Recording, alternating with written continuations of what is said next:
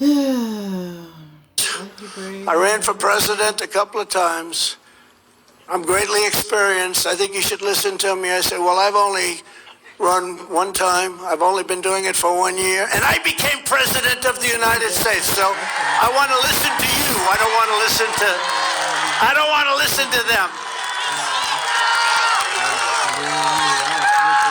But if I never did run for office, if I never took on the deep state, if I never stood up to China like no other president has ever stood up before, you didn't even know China was a problem until I came along. China was ripping us off, making $600 billion a year. $600 billion. I'm just saying. And I did a little tariff hunting with them, and we took in hundreds of billions of dollars. You know?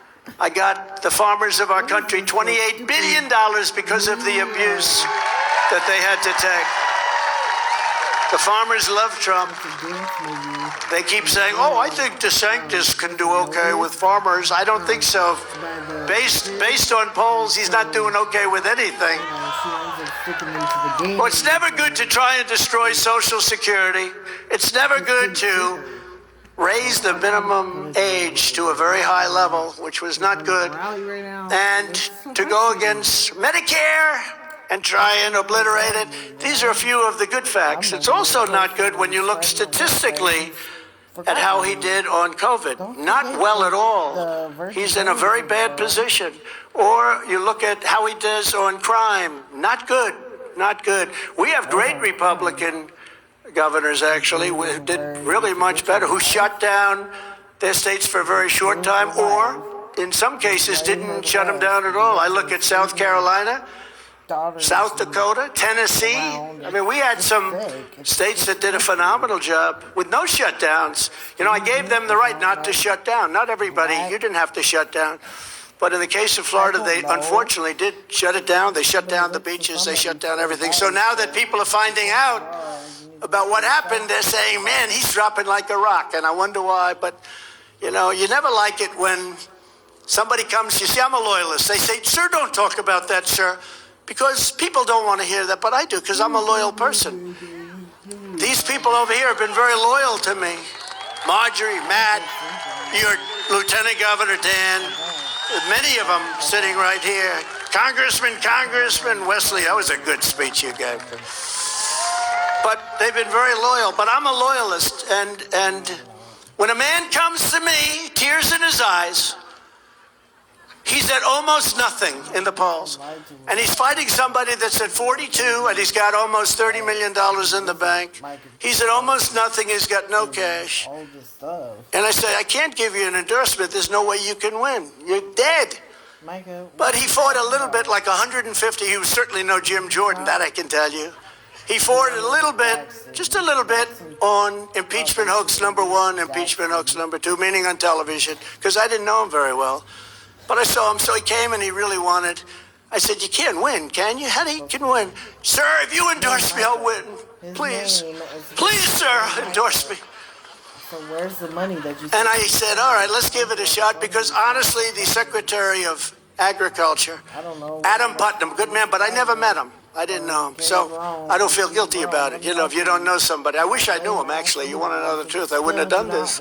So what happened is, I said, let's give it a shot, Ron. And I endorsed him, and he became like a rocket ship.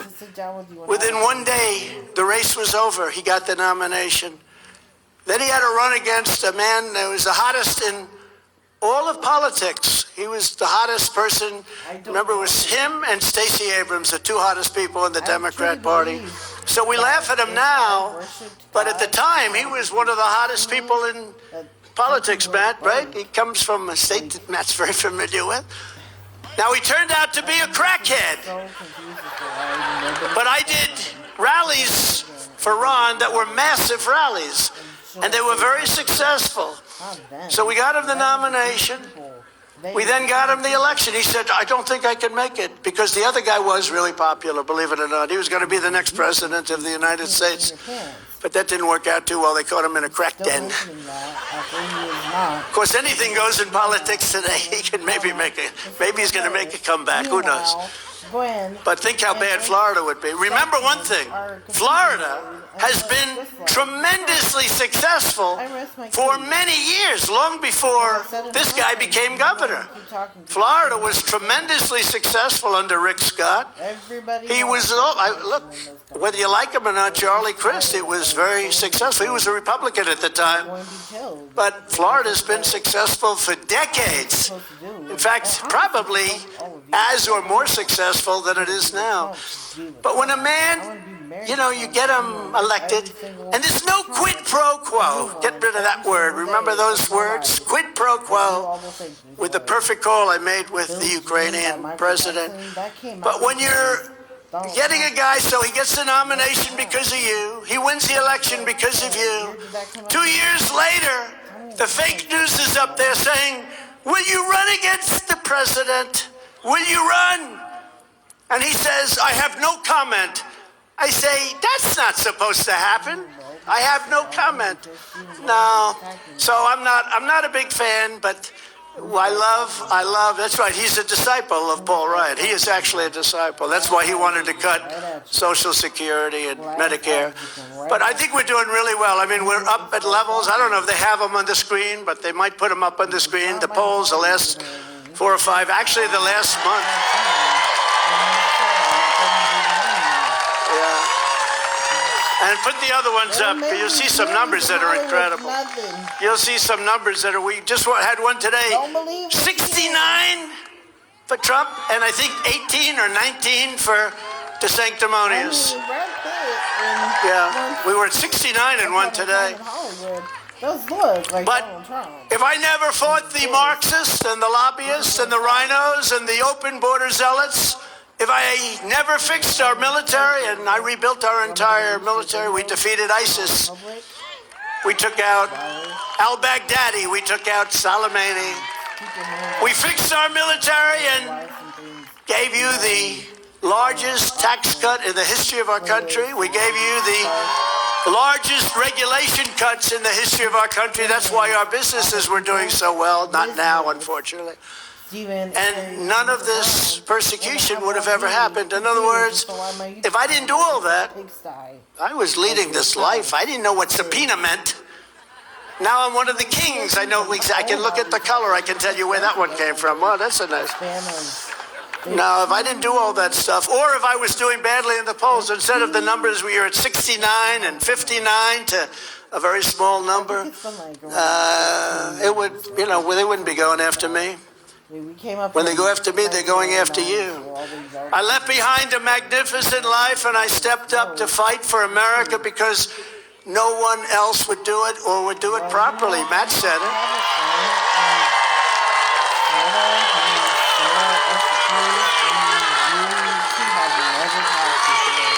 Meanwhile, a lot of us are governors, so you know how to talk to each other.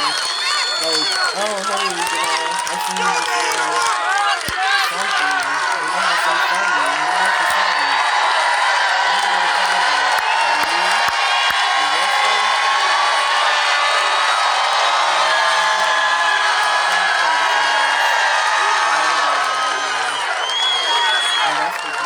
Thank you.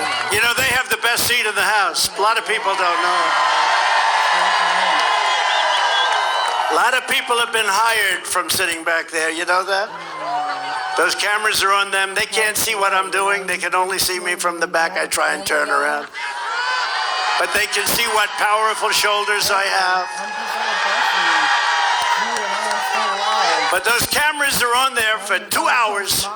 And every once in a while, a face will be so crazy, so good, so wild, that lots of good things happen for that person. So congratulations. See, they may have a better seat, but I'd rather have your seat. Our front row Joe's over here. Since that moment, all of the hatred, rage, and contempt the radical left has for you and your values and this nation has been very much directed on me. And again, they want you. They're not getting you. They're not even getting close. It's been a stream of lies and abuse that few people could ever imagine. Few people can imagine. I had a man come up to me, a very famous man. Almost everybody probably would have heard of him, a businessman. Circle. I saw him about 2 weeks ago. He said to me, could I ask you, I never even liked him very much, to be honest, but he did say it. He said, could I speak to you for a second? Yeah. Mr. President, in Malala, Oregon. I'd like to ask you one question. Yeah. How do you take it? I said, take what? And honestly, how do you take the abuse? How do you wake up in the morning and put on your clothing? How do you put on a shirt?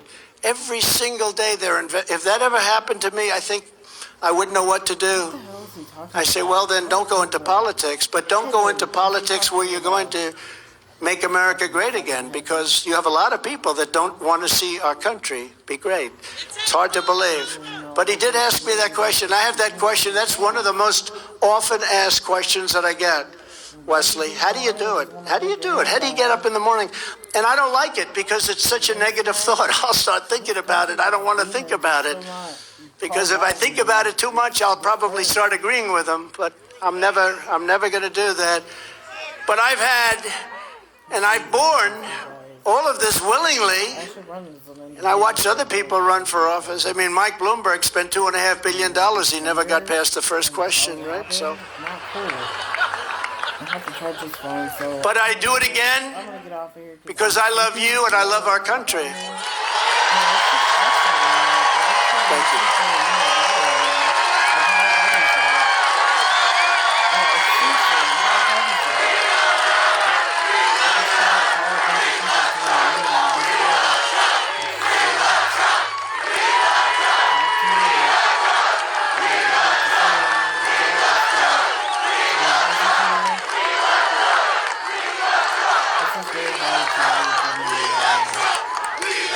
So they're not coming after me, they're coming after you, and I'm just standing in their way, and I'm going to be standing in their way for a long time, and eventually I won't have to standing in their way, because in 2024 we're going to have the